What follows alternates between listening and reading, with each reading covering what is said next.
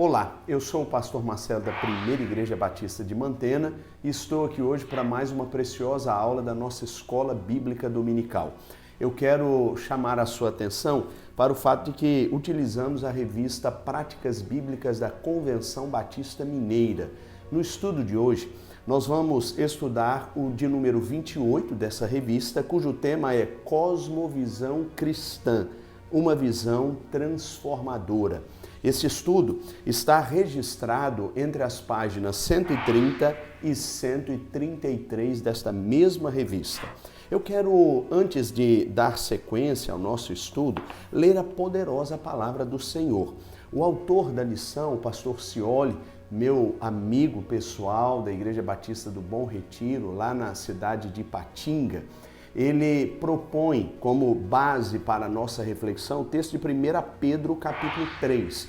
E eu quero ler a partir do versículo 13 até o versículo de número 22. Aliás, esse mesmo texto fora lido na aula virtual passada, porque também foi proposto esse texto pelo nosso professor e autor desta lição. A palavra do nosso Deus nos diz assim: quem vos fará mal se sois zelosos do bem?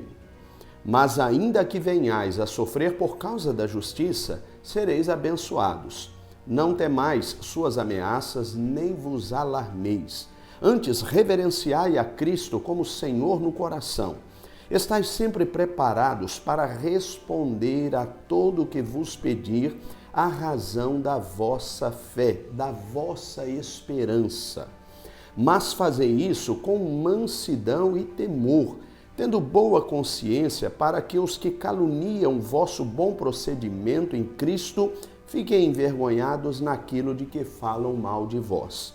Porque se a vontade de Deus assim o decretar, é melhor que sofrais fazendo o bem do que o mal. Porque também Cristo morreu uma única vez pelos pecados, o justo pelos injustos, para levar-nos a Deus, morto na carne, mas vivificado pelo Espírito, no qual também foi e pregou aos espíritos em prisão, os quais, noutro tempo, foram rebeldes quando a paciência de Deus esperava enquanto a arca era construída nos dias de Noé. Poucas pessoas, isto é, 8, salvaram-se nela por meio da água, que, prefigurando o batismo, agora também vos salva, o qual não é a remoção da impureza da carne, mas a promessa de uma boa consciência para com Deus, pela ressurreição de Jesus Cristo, o qual, tendo subido ao céu, está à direita de Deus, e a ele sujeitaram-se os anjos, as autoridades e os poderes. Que Deus nos abençoe na leitura preciosa da palavra de Deus. Como disse há pouco, nós vamos nos ocupar hoje com a ideia da cosmovisão cristã. Essa é a proposta da lição que eu e você temos em mãos, uma preciosa lição que fala exatamente sobre a importância de eu e você entendermos a visão deste mundo e a visão que temos dele a partir da ótica cristã, portanto, uma ótica literalmente transformadora.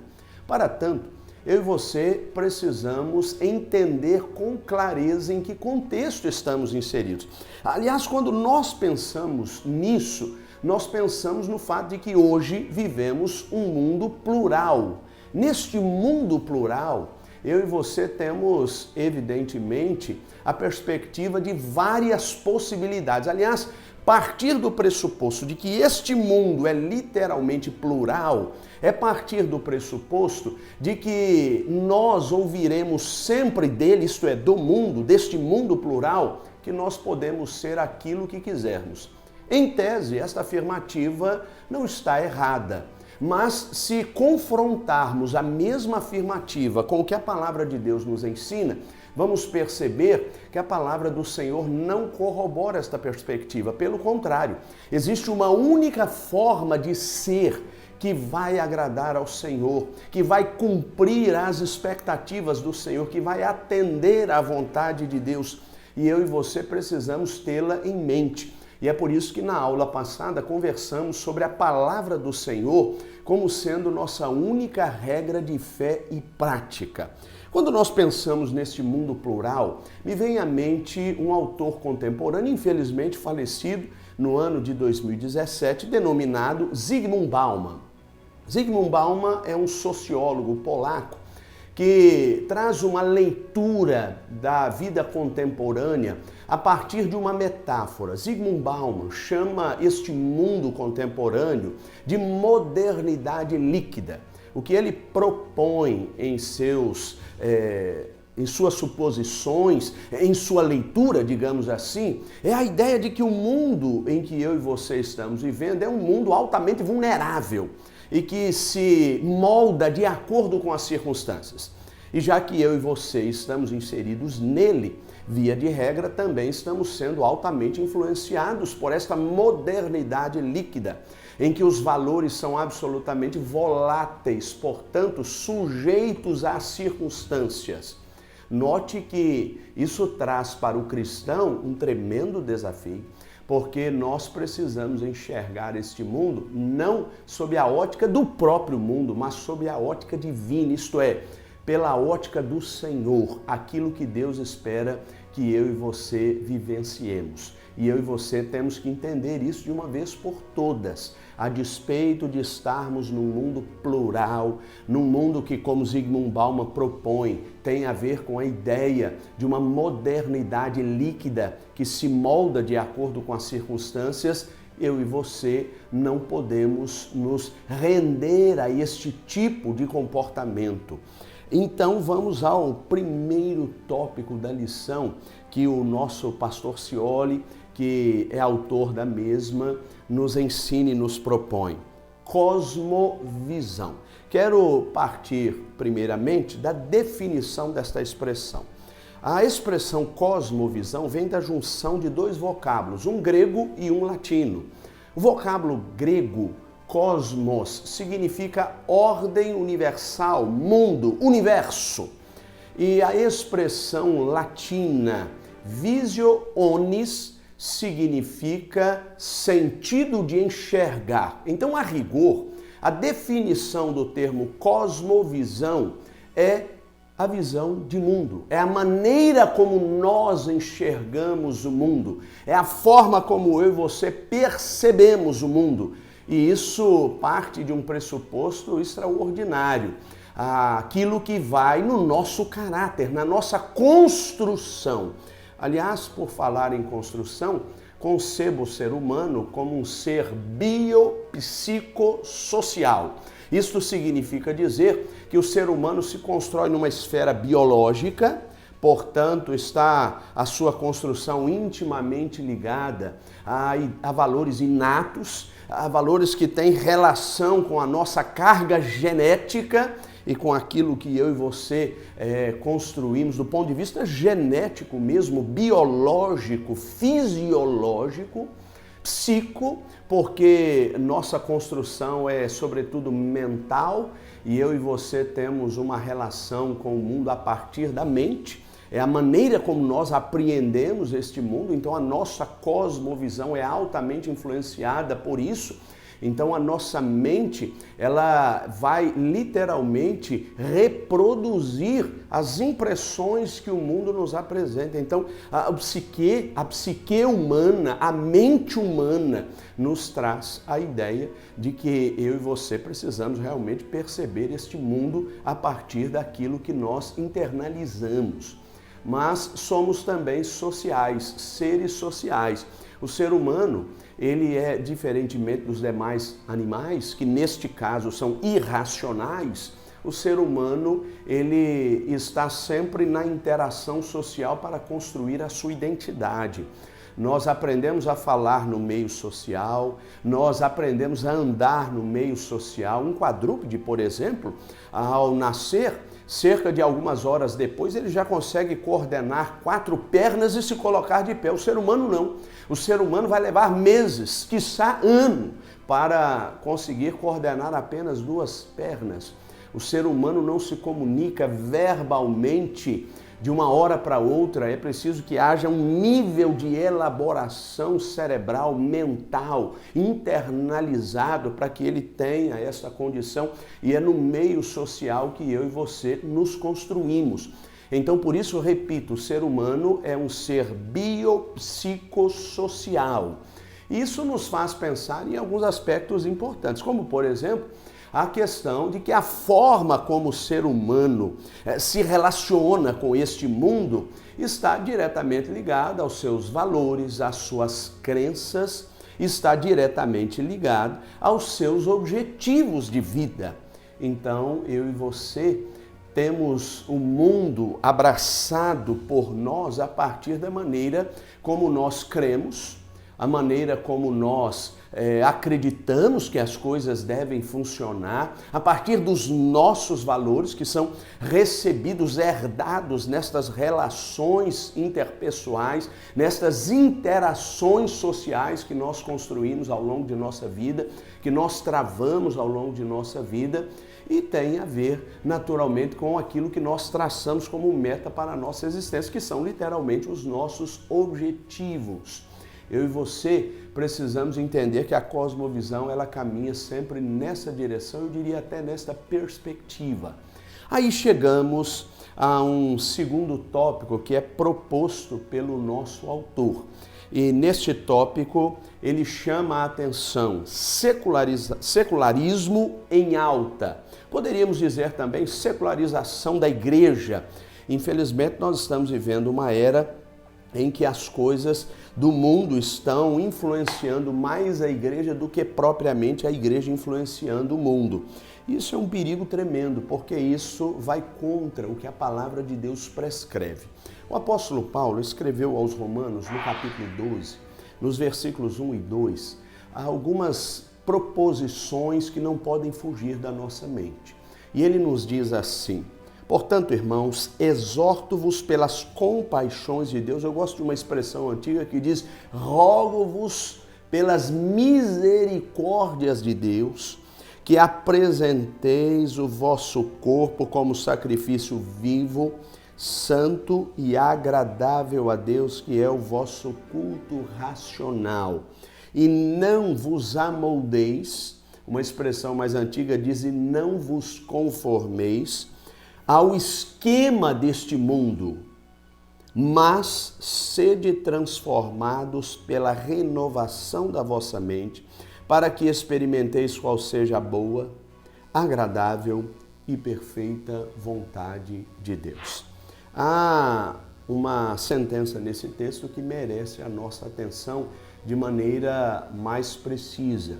E é por isso que eu quero pedir licença a você para ler parte desta passagem em grego, porque quero tirar aqui algumas expressões que precisam ser analisadas por nós, a fim de que possamos entender o conceito que o apóstolo Paulo tinha em mente ao escrever este texto à igreja de Roma. Quero propriamente selecionar o trecho do texto que diz: mas sede transformados pela renovação da vossa mente.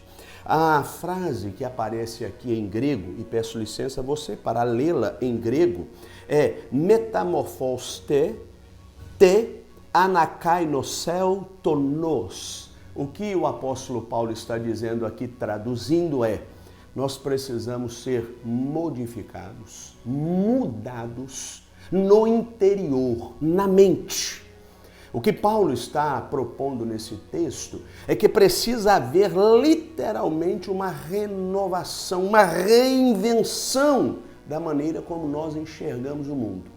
Porque esta é a única forma de transformá-lo, de modificá-lo. Isto é, o que Paulo está dizendo é que ninguém pode transformar se não tiver sido transformado antes. Claro, estou falando aqui dentro da perspectiva do Evangelho de Jesus Cristo.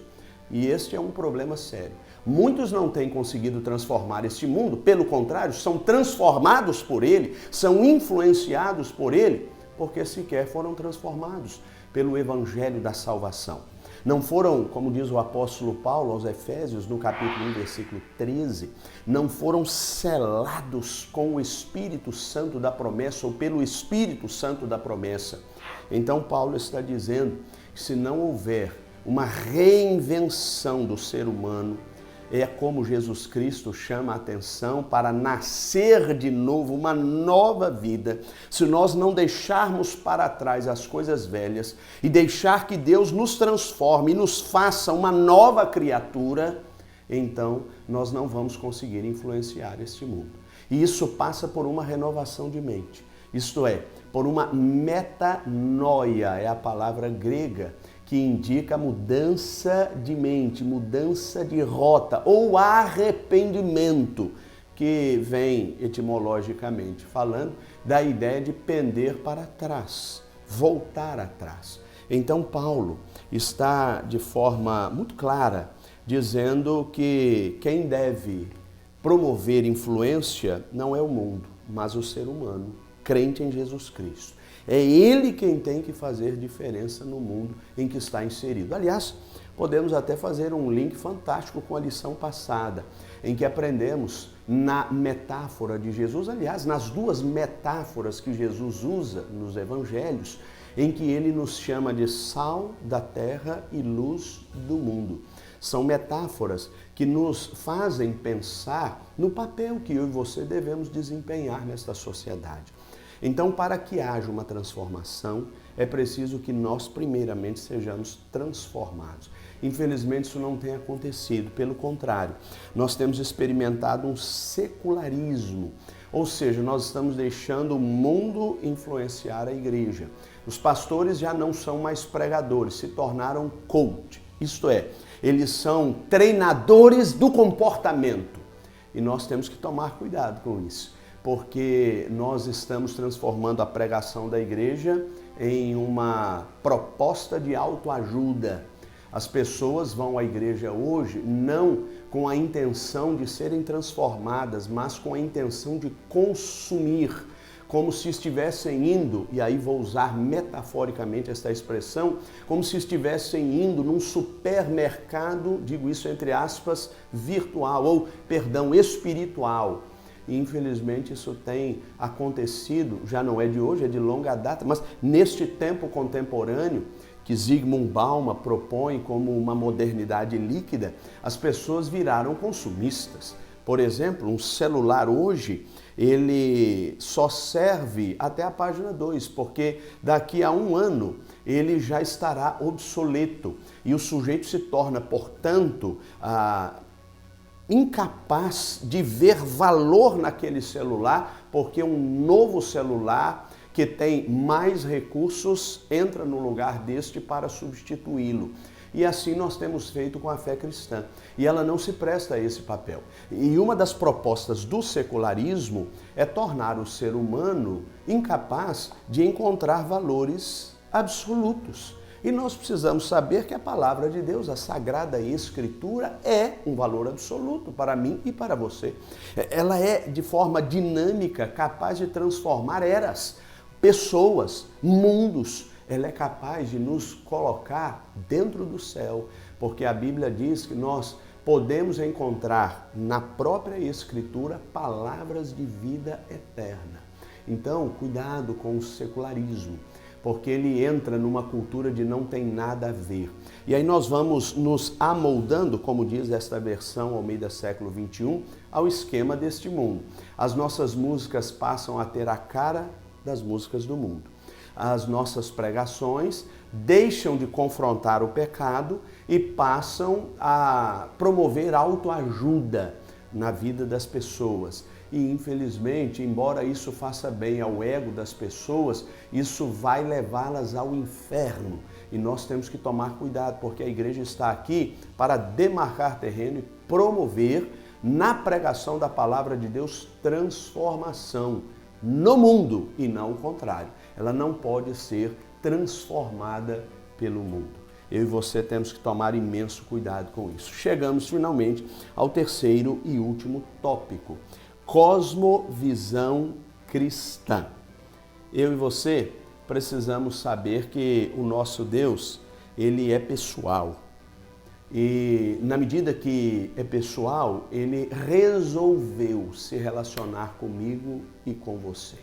Evidentemente, isso acontece desde o início. Se você pegar a palavra de Deus desde o livro de Gênesis e ler todo o texto bíblico até o livro de Apocalipse, você vai perceber que o tempo inteiro Deus está fazendo movimentos na direção de chamar a nossa atenção para transformar a nossa mente, como disse o apóstolo Paulo aos Romanos, no capítulo 12, texto que já foi lido e explicado, pelo menos parcialmente, nesta aula virtual.